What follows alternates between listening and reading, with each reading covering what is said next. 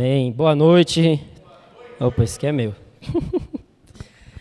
Pessoal, bom demais.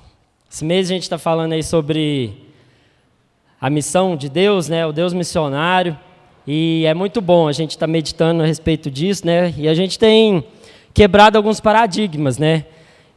Muitas coisas que a gente aprende aí, né? Às vezes de caminhadas antigas ou que a gente escuta, né? Que a gente pensa que missionário é aquele que larga tudo, né? E vai para a África evangelizar, falar de Jesus, não faz mais nada. E esse mês é a oportunidade da gente poder aprender um pouco mais, né? A respeito de como nós nos envolvemos nessa missão, né? É que a missão é de Deus, a missão não é nossa, a gente não está aqui para realizar aquilo que dá na nossa cabeça, aquilo que a gente acha, aquilo que a gente quer, né? Mas é uma missão que vem dos céus, que vem do alto. Então, como o Fernando falou aqui no louvor, né? Deus, ele é um Deus missionário.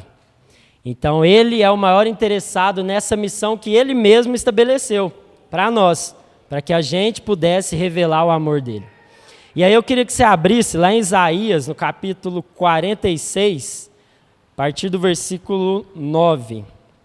Abre aí, Isaías 46, versículo 9.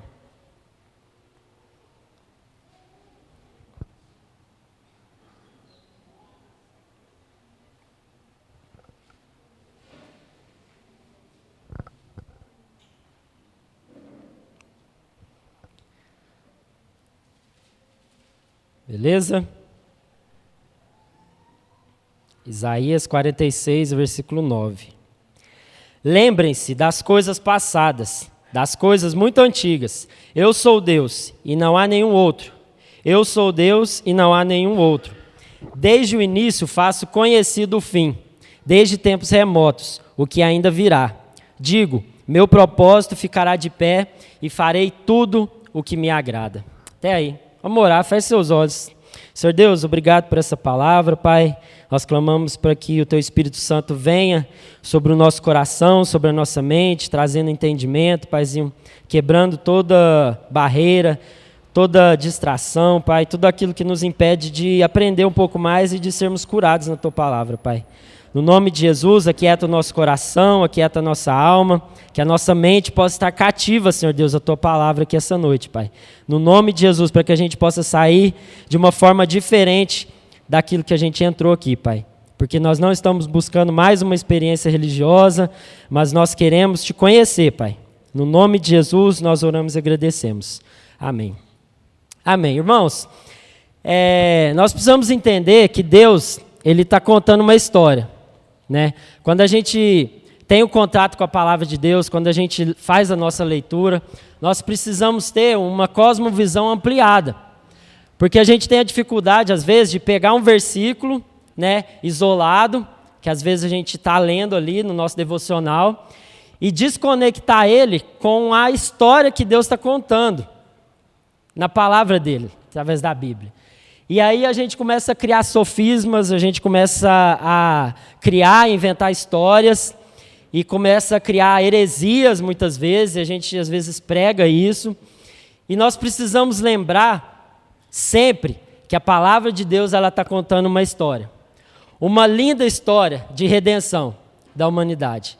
Uma linda história onde Deus ele está construindo e edificando um povo santo, uma igreja santa, uma igreja que glorifica, um povo santo que glorifica, que manifesta o nome dele. Mas nós precisamos entender que o livro de Atos ali, especificamente, ele não termina ali no final, mas o livro de Atos ele continua através da nossa vida, através da nossa história. Então, quando se encerra o livro de Atos, nós precisamos entender que a história da igreja começou ali, foi o start, foi o início. E que agora nós, fazendo parte dessa história que Deus está escrevendo ao longo dos anos e dos séculos, nós somos participantes. Nós estamos nesse contexto de escrever essa história e fazer parte de um plano eterno que Deus está estabelecendo na terra. Porque muitas vezes a gente se isola disso, nós achamos que é a igreja, ou que é o pastor, ou que é o presbítero, ou que é a missão, o missionário, aquela pessoa que foi, às vezes, separada exclusivamente, mas não. Nós fomos chamados para essa missão. Cada um de nós fomos chamados.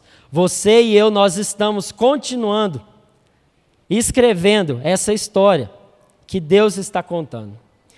E aí, meus irmãos, uma coisa nós precisamos entender: o conceito de missão. Que missão fala de um objetivo a ser atingido. Se você tem uma missão, você sabe aonde você quer chegar.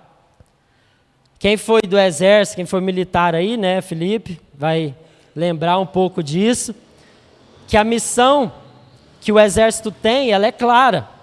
E aqueles que entram, aqueles que são alistados e vão trabalhar nas Forças Armadas, eles têm fixo um alvo, uma missão. E às vezes nós, nos nossos trabalhos seculares, vamos falar assim, em algumas empresas a gente vê lá, né, o objetivo, os valores, a missão da empresa.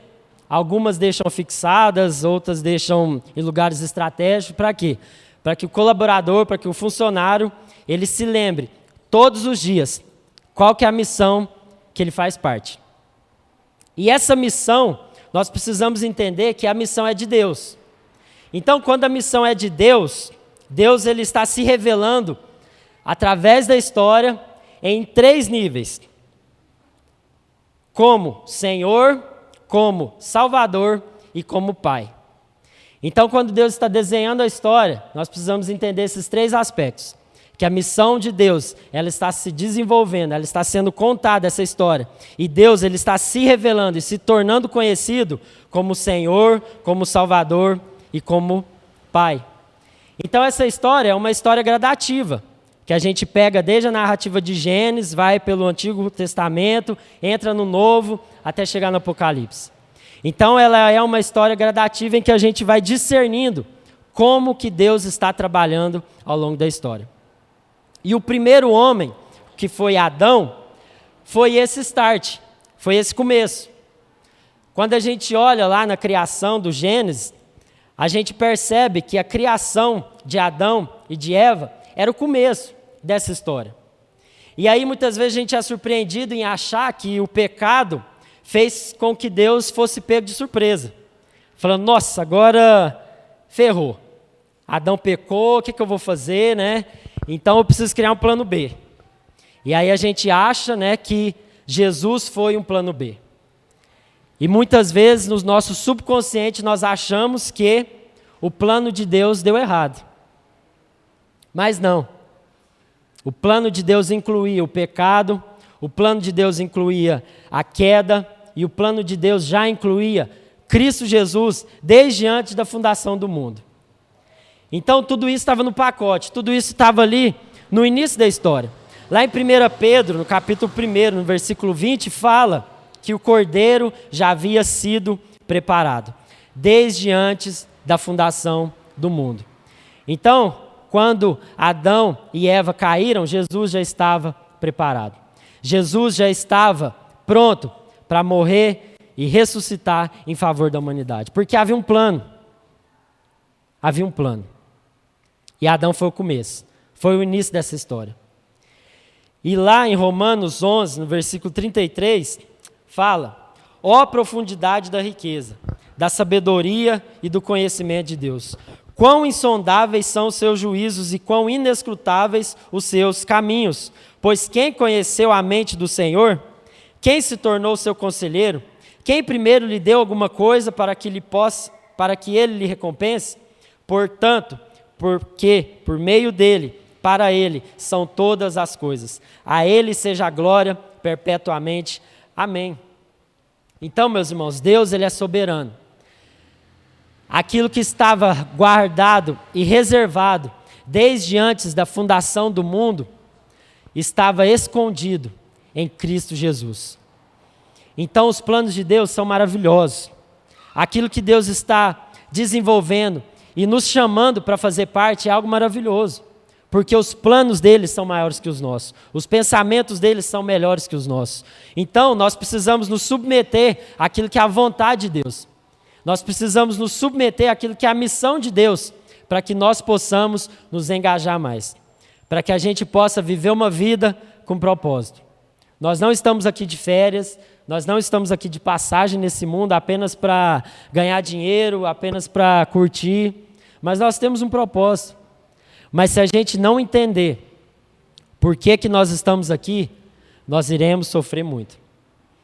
Nós iremos achar que a vida se resume apenas nesse plano. E não é. E diante dessa situação, diante disso tudo, Deus envia Cristo Jesus. E aí eu queria que você abrisse lá em Gálatas, no capítulo 4, a partir do versículo 4. Gálatas, capítulo 4.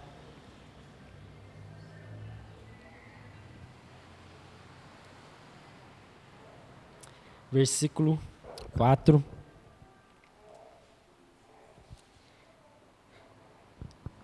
Mas vindo a plenitude dos tempos, Deus enviou seu Filho, nascido de mulher, nascido debaixo de lei, para resgatar os que estavam debaixo de lei, a fim de recebermos a adoção de filhos. E porque sois filhos, Deus enviou aos nossos corações o Espírito de seu Filho, que clama, Abba, Pai. Até aqui. Irmãos, Cristo veio para materializar o amor de Deus, para que nós pudéssemos agora experimentar e reconhecer Deus como Pai. Porque ao longo do Antigo Testamento a gente vê Deus se revelando através de figuras, de linguagens, que quem olhasse para Deus iria reconhecer o seu senhorio, o seu poder, a sua glória, por conta das coisas criadas e pela forma que Deus foi se revelando ao longo do Antigo Testamento. E agora Cristo vem e encarna a palavra. Cristo vem e encarna o amor de Deus, para que a gente pudesse ter contato com esse amor. Para que agora nós pudéssemos reconhecer o amor de um pai. E quando Deus está se revelando agora ao longo da história, agora com a vinda de Cristo, como eu falei, nós iremos entender esses 3 níveis dessa missão que Deus tem para nós. Por quê? Porque nós necessitamos de um Salvador. Para quê? Para nos livrar da nossa natureza pecaminosa e para nos livrar da condenação que havia sobre nós, para nos livrar do inferno. Então nós precisamos de um Salvador, nós necessitamos de um Salvador. Nós necessitamos também de um Senhor que nos ensine como devemos viver a nossa vida, que nos ensine a maneira correta de viver. Nós precisamos conhecer a Deus como o Senhor da nossa vida, porque nós precisamos do quê? De um referencial eterno e imutável. Porque o mundo hoje não tem referência. Por isso que está um caos, por isso que está uma bagunça. Mas aqueles que foram chamados para entender e para encarnar essa missão, entenderam Cristo, entenderam a missão de Deus e como Deus se revelou a ele como um Senhor. E quando Deus se torna o Senhor da nossa vida, Ele passa a ser a nossa referência.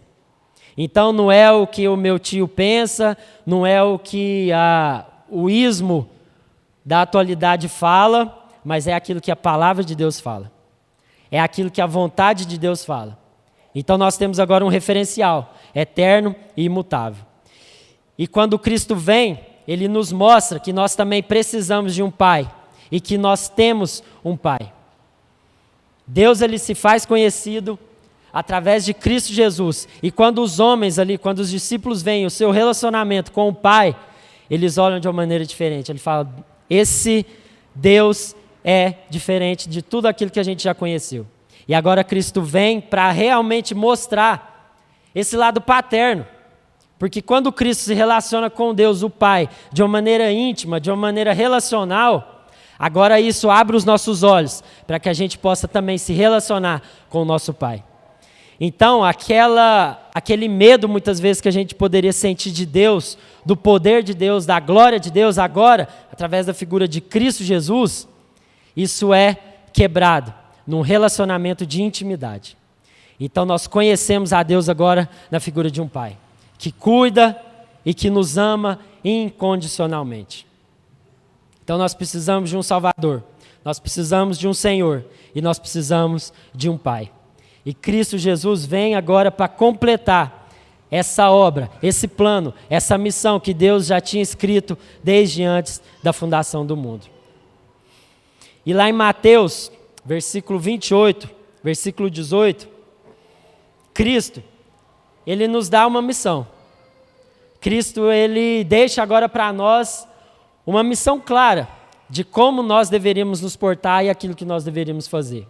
Abra sua Bíblia aí, lá em Mateus, versículo 28, capítulo 28, versículo 18. Bastante conhecido.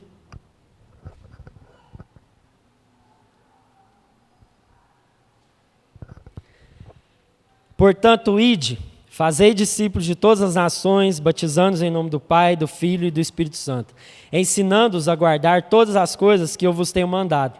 E eis que eu estou convosco todos os dias até a consumação dos séculos. Amém.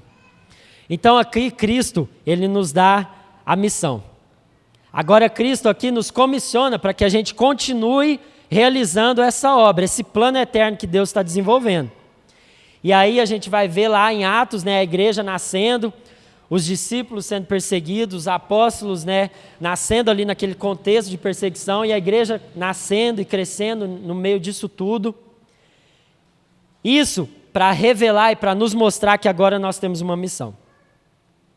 Nós cantamos, né, que o nosso general é Cristo, que nós seguimos os seus passos, mas e aí, o que isso representa para nós? Qual que é a realidade disso na nossa vida diária? Então, quando a gente olha para o trabalho de Cristo, quando a gente olha como Cristo cumpriu a sua missão aqui na terra, nós vamos aprender algumas coisas, para que a gente possa cumprir essa missão de ir, de anunciar o Evangelho, de fazer discípulo, de ensinar as pessoas no caminho que elas devem andar. E quando a gente olha para a vida de Cristo, eu separei aqui 4 pontos. Quando a gente vê o sucesso da missão de Cristo, para que a gente possa se inspirar, para que a gente cumpra com sucesso a missão que Deus estabeleceu para nós, como indivíduos e como igreja. E o primeiro ponto é a submissão. Não tem como você entender a missão de Cristo se você não se submeter a ela. É necessário que você deixe a missão que você acha que você tem que viver, aquela missão que fala que você tem que trabalhar, ganhar dinheiro, construir bens, ajuntar riquezas, deixar algo para os seus filhos e morrer. Porque muitas vezes nós estamos sendo alistados para esse tipo de missão aqui na terra, que vai morrer aqui, que vai parar aqui, que vai ficar aqui. E isso vai causar o quê? Frustração. Isso vai causar o quê? Um senso de que nada vale a pena. Mas quando nós nos submetemos à missão eterna de Deus, meu irmão, isso agora traz um senso para nós de eternidade. Então Cristo, Ele se submeteu. Estou quase dançando aqui, ó. Cristo, Ele se submeteu. Havia um senso de pertencimento eterno. Ele sabia de onde ele veio e ele sabia para onde ele ia. Ele tinha uma missão clara. E nós, para qual missão nós estamos engajados? Qual Senhor nós servimos? É o Deus ego? É o Deus dessa sociedade? É o Deus desse mundo? Qual missão que a gente serve? Para que a gente se levanta toda manhã para ir trabalhar? Para que a gente faz as coisas? Qual que é a motivação do nosso coração? É para ganhar dinheiro? É para ser bem-sucedido? É para ter fama? É para ter riquezas? É essa a missão que você está vivendo? É para isso que você está vivendo?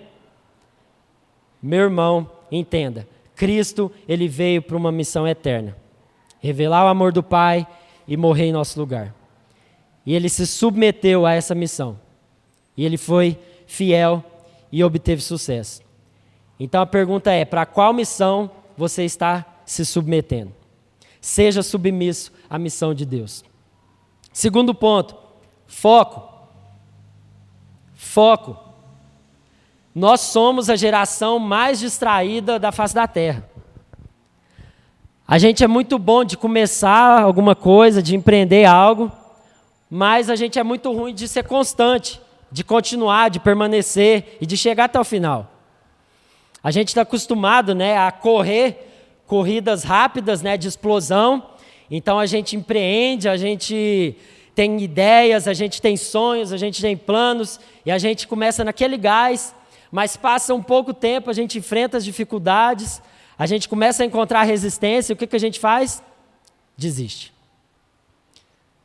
A gente vira o ano e fala, não, eu vou malhar, eu vou me alimentar melhor, eu vou fazer dieta, eu vou fazer regime, mas aí passa um mês, passa 2 meses, e a gente já desistiu, porque é difícil. E se não tiver foco, a missão, ela falha, seja ela qual for, seja qual o propósito você está estabelecendo para a sua vida. É preciso ter foco. E Cristo teve foco. Cristo, ele não se deixou levar pela realidade religiosa que estava acontecendo na época. Ele não se deixou levar por aquilo que os discípulos esperavam, que ele fosse, né, o Salvador do reino físico, que ele iria livrar, né, ali Israel do domínio romano. Mas ele focou naquilo que era a missão que o Pai tinha dado para ele. Que era vir e revelar um reino que não é desse mundo, que é eterno, que é espiritual. Ele foi focado, ele foi disciplinado. E nós, será que a gente tem foco? Será que nós estamos focados em servir a Cristo de todo o nosso coração, apesar das dificuldades? Ou será que as distrações desse mundo, as distrações dessa vida têm roubado a semente que Deus tem colocado no seu coração? É preciso ter foco. Terceiro, obediência. Jesus Cristo foi obediente até a morte, e morte de cruz.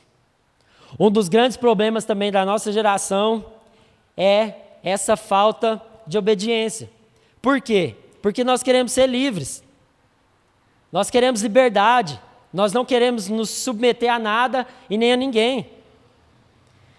Então a gente quer fazer tudo do jeito que a gente quer, da forma que a gente quer, no tempo que a gente quer. No fundo, nós não gostamos de ser mandados ou de recebermos alguma orientação. Porque o nosso ego, no fundo do nosso coração, ele está dizendo, você tem que mandar, você tem que tomar a decisão. Você sabe o que é melhor para você. E aí, aquele senso de obediência a um plano eterno de Deus, ele vai ficando mais distante. E aí a nossa obediência, a nossa submissão e o nosso foco, ele vai ficando de lado. Então, meu irmão, seja obediente. Ninguém te conhece melhor do que Deus. Ninguém te conhece melhor do que o seu Pai que te criou, que te fez. Que antes de você começar a ser gerado no ventre da sua mãe, ele já te conhecia. Ele já tinha escrito todos os dias da sua vida. Então por que você está desesperando? Por que você quer tomar as decisões por aquilo que você acha que é bom para você? Obedeça. Um dos grandes problemas do povo de Deus no Antigo Testamento, sabe qual que foi? A desobediência. Deus falava para eles fazerem uma coisa, eles faziam outra. Deus pedia submissão e eles se entregavam a outros deuses. E aí a gente vê o rolê todo que foi no Antigo Testamento. As cabeçadas que eles deram, as voltas que eles fizeram. Por quê? Porque eles não obedeceram. Deus, ele quer obediência e submissão. E por último, ousadia. Jesus, ele confrontou os religiosos. Jesus, ele tocou nas feridas dos marginalizados, ele viveu e ele anunciou. O que falta muitas vezes nós hoje é essa ousadia que teve em Cristo Jesus, sabe? A gente é reservado demais, a gente fica com muito pudor muitas vezes, e acaba que a gente não revela nada, a gente não fala nada e a gente não vive nada. Então o que falta nos nossos corações hoje também é ousadia. Essa ousadia que houve em Cristo Jesus precisa estar no nosso coração. Porque se não houver essa ousadia, nós seremos, sabe o quê? Agentes secretos de Deus. Nós seremos 007, aonde nós estivermos. E ninguém vai saber que ali existe um Filho de Deus.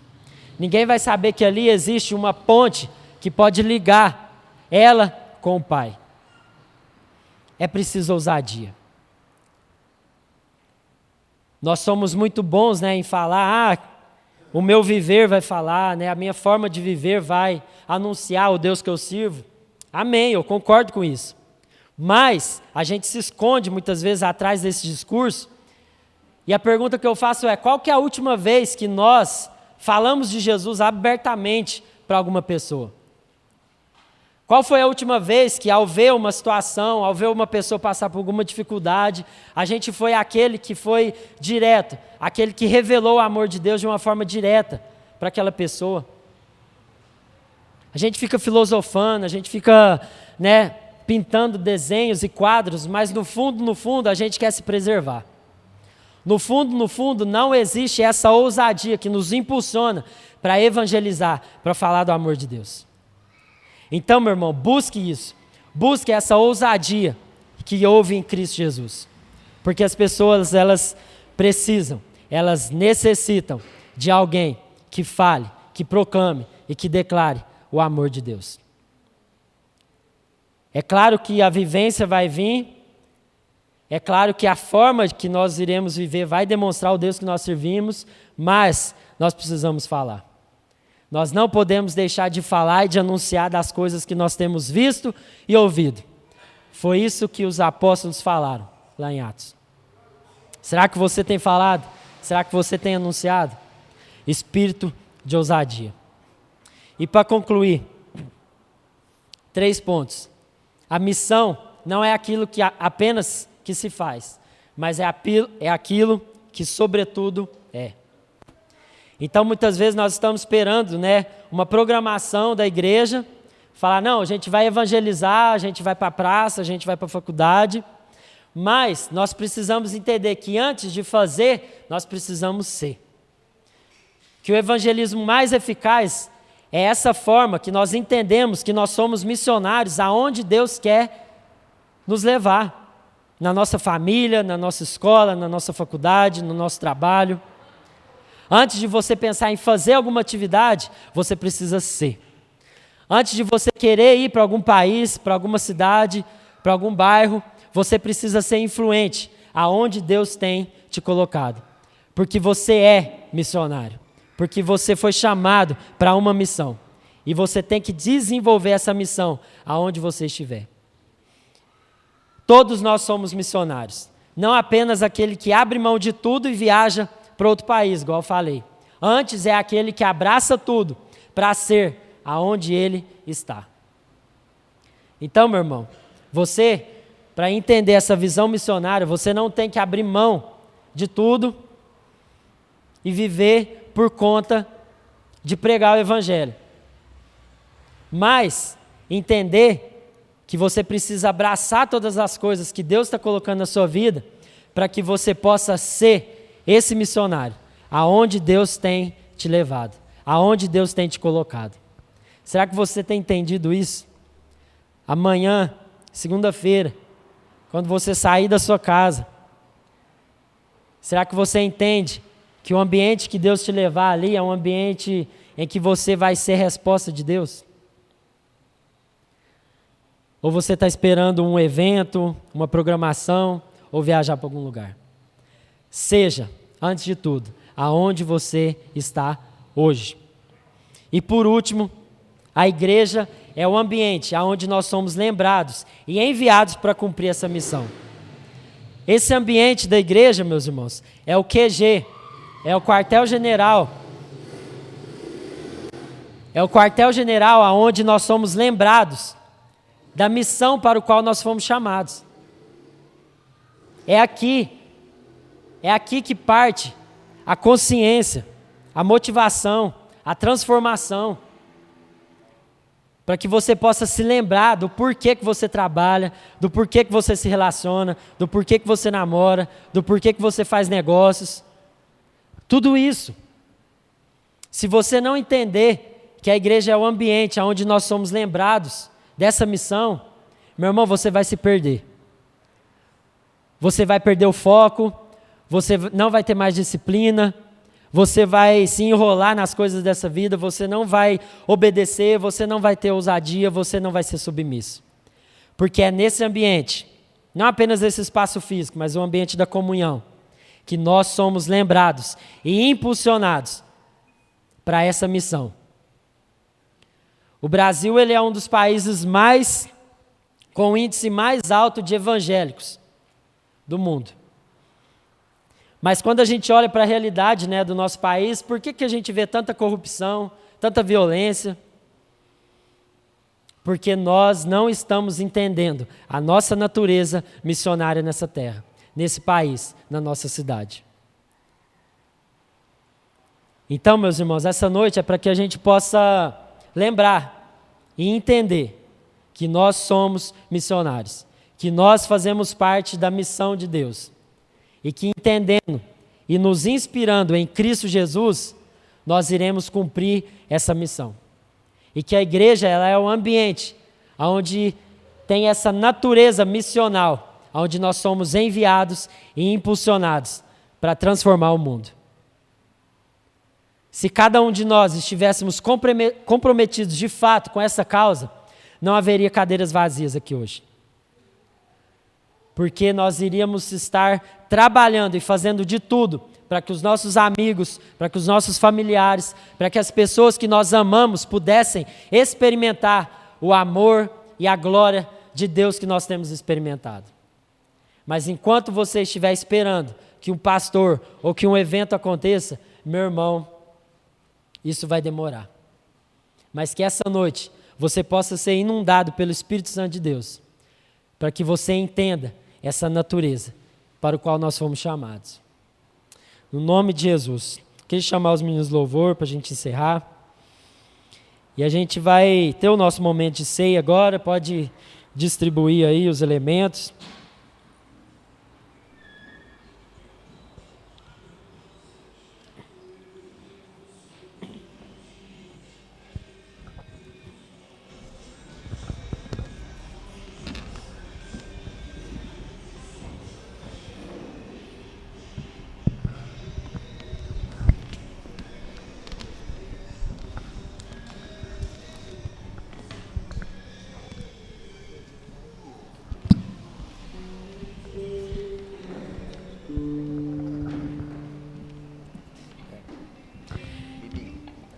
E eu queria ler um texto lá em Hebreus, capítulo 12.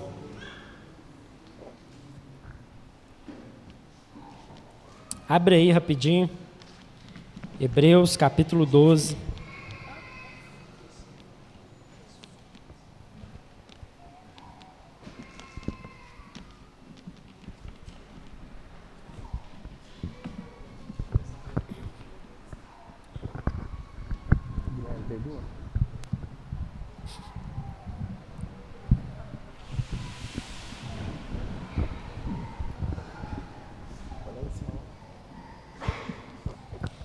Hebreus capítulo 12, a partir do versículo 1.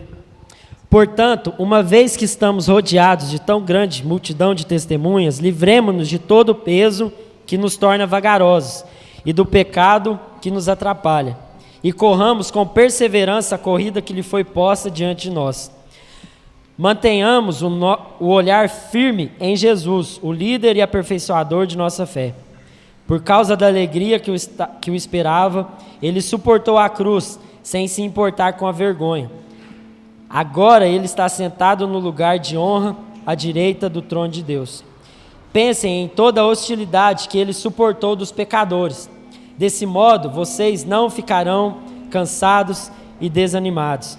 Afinal, ainda não chegaram a arriscar a vida na luta contra o pecado. Até aqui.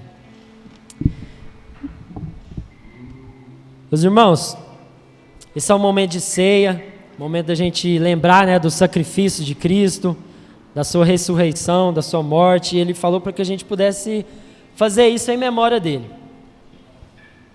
E isso faz parte, né, disso que eu compartilhei aqui, dessa natureza missional de Deus, da igreja, que quando nós lembramos do sacrifício, da morte, da ressurreição de Cristo, isso lembra e traz ao nosso coração esperança, para que a gente possa agora firmar nessa esperança da vida eterna, nessa esperança de que nós temos um Senhor, um Salvador e um Pai. Então que a gente possa se livrar, né, de tudo aquilo que nos atrapalha. para que a gente possa correr, para que a gente possa caminhar em direção daquilo que é a vontade de Deus para nós. Para que nós possamos ser bem-sucedidos na missão que Deus tem para nós. Para que nós possamos ser missionários que entendem o seu chamado. Então que esses 4 pontos eles possam ficar mesmo no nosso coração. Submissão, foco, obediência e ousadia. Se você é um missionário, você entende e você foca nesses 4 pontos. Porque foram eles que sustentaram tudo aquilo que foi a obra de Cristo, para que a obra de Cristo fosse concretizada. Então, feche seus olhos aí.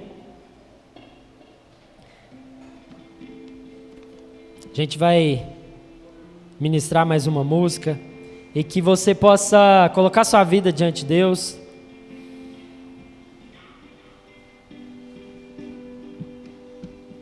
Em nome de Jesus.